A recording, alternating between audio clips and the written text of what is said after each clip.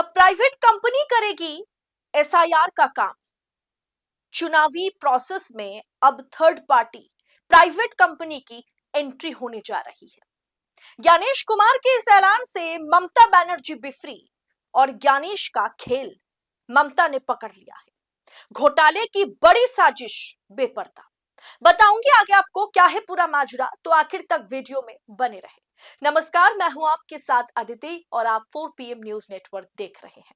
दोस्तों, rail, bank, सब कुछ एक तरीके से प्राइवेट हाथों में कर दिया गया है, लेकिन इसमें भी सरकार को चैन नहीं है।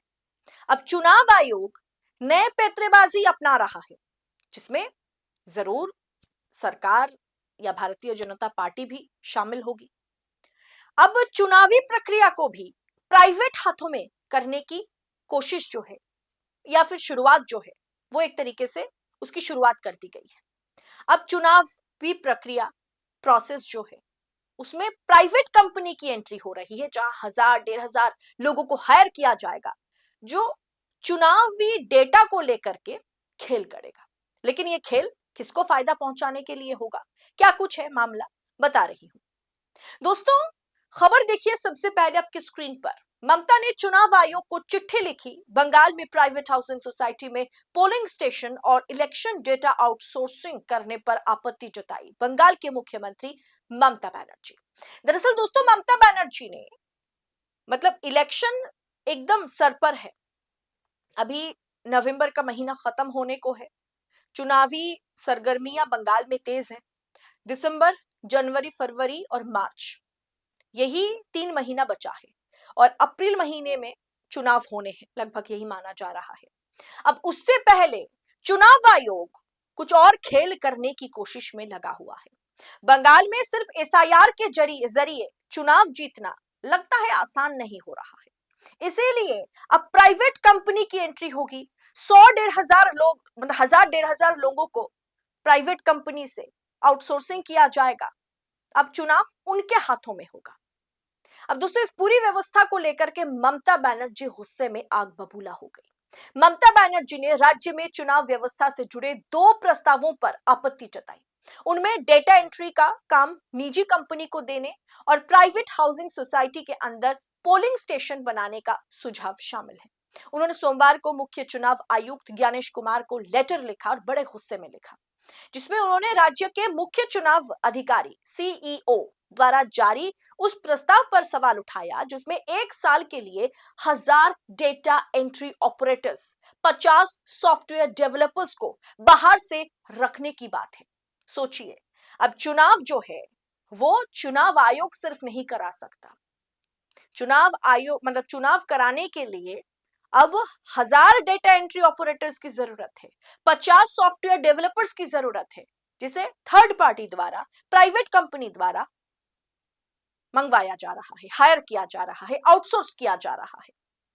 सोचिए, सरकार इतना कामकाज कर रही है, उसमें हमें भरोसा नहीं हो रहा, उसमें तमाम तरह की धांधली देखी जा रही है। अब प्राइवेट कंपनी की एंट्री, अभी मैंने पिछले वीडियो में आपको बताया था कि दोस्तों, महाराष्ट्र में यह फरमान जारी हुआ है, तालिबानी फरमान, कि आईपीएस, आईएएस, बड़े बड़े आला अधिकारी, ब्यूरोक्रेट्स को कुर्सी छोड़कर खड़ा होना पड़ेगा अगर सांसद जी या फिर विधायक जी की एंट्री होती है उनके आगे। उन्हें सलाम करना है। सोचिए, अगर आईपीएस, आईएएस, ब्यूरोक्रेट्स पर इतना दबाव होगा, तो प्राइवेट कंपनी से हायर किए जा रहे डेटा एंट्री ऑपरेटर्स या सॉफ्टवेयर डेवलपर्स के क्या हैसियत होंगे। अब इसके चलते ममता बनर्जी ने चिट्ठी लिखा है, चिट्ठी लिखी, उन्होंने पत्र लिखा, और ये दोनों सुझाव जोखिम भरे हैं। इन दोनों सुझावों का जो चुनाव आयोग ने जारी किया है, इसके खिलाफ में है ममता बनर्जी, ये वो कहती हुई नजर आई। इससे चुनावी व्यवस्था की विश्वसनीयता पर सवाल खड़े होंगे, ऐसा ममता ने कहा। इसीलिए उन्होंने चुनाव आयोग से इन दोनों मुद्दों की निष्पक्षता और पारदर्शिता को लेकर के फिर से सोचने की अपील की है, जिसके चलते चुनाव आयोग की साख पर कहीं ना कहीं सवाल खड़ा होगा। वैसे चुनाव आयोग पर भरोसा कितने लोग करते हैं, आप बताइएगा कमेंट बॉक्स में हमें। फिलहाल दोस्तों, जिला इलेक्शन कमीशन में पहले से ही क्वालिफाइड अधिकारी है, तो फिर प्राइवेट कंपनी से लोगों को हायर क्यों किया जा रहा है, इसकी जरूरत क्यों पड़ रही है? ममता बनर्जी ने सीधा सवाल पूछा चुनाव आयोग से। ममता बनर्जी ने यह भी पूछा कि नए रखे जाने वाले कर्मचारियों की काम करने की शर्तें पहले से मौजूद स्टाफ से कैसे अलग होंगी? क्या यह पूरा काम किसी राजनीतिक फायदे के लिए किया जा रहा है? क्या किसी को राजनीतिक फायदा पहुंचाने के लिए किसी पार्टी को क्या चुनाव आयोग अब प्राइवेट कंपनी का इस्तेमाल करेगा? इलेक्शन कमीशन प्राइवेट कंपनी का इस्तेमाल करेगी? दूसरा मुद्दा यह है कि प्राइवेट रेसिडेंशियल कॉम्प्लेक्स के अंदर पोलिंग बूथ बनाने का है। ममता बनर्जी ने कहा, आप भी जानते हैं कि अमूमन ऐसा नहीं होता है। ज्यादातर सरकारी जो कार्यालय हैं, खास करके स्कूलों की बात की जाए, वहीं पर पोलिंग बूथ बनता है। इस बार यह कहा जा रहा है कि रेसिडेंशियल कॉम्प्लेक्स में, प्राइवेट कॉम्प्लेक्स में पोलिंग बूथ बनेगा। ममता बनर्जी ने कहा कि पोलिंग स्टेशन हमेशा सरकारी या अर्ध सरकारी जगहों पर होने चाहिए, क्योंकि वे ज्यादा निष्पक्ष और नियंत्रण में होते हैं सरकार के, या फिर आप कह सकते हैं कि चुनाव आयोग के। अब प्राइवेट सोसाइटी में बूथ बनाने से लोगों के बीच एक असमानता पैदा होगा। अब हाईफाई सोसाइटी में अगर बूथ बनाया जाएगा, आम गरीब जाकर के वहां कैसे वोट करेगा? उन्हें एक असहज महसूस होगा, अनकंफर्टेबिलिटी महसूस होगा, एक असमानता वो फील करेंगे, जबकि माहौल बराबर के होने चाहिए। अब पहुंचने से भी उन्हें दिक्कतें हो सकती हैं। निष्पक्ष, कहीं ना मतलब निष्पक्षता जो है वो सवालों के घेरे में होगा। पश्चिम बंगाल में 294 विधानसभा सीटों पर मार्च अप्रैल महीने में चुनाव होने हैं।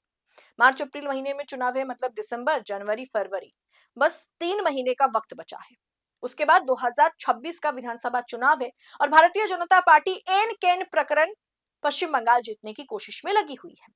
बिहार खत्म होते ही बंगाल की बारी है, ऐसा कहा जा रहा है। लेकिन प्राइवेट कंपनी की एंट्री को लेकर के सवाल खड़े हो रहे हैं। आखिर प्राइवेट कंपनी के हाथों में अगर चुनावी प्रक्रिया जाए तो बड़ा खेल हो सकता है।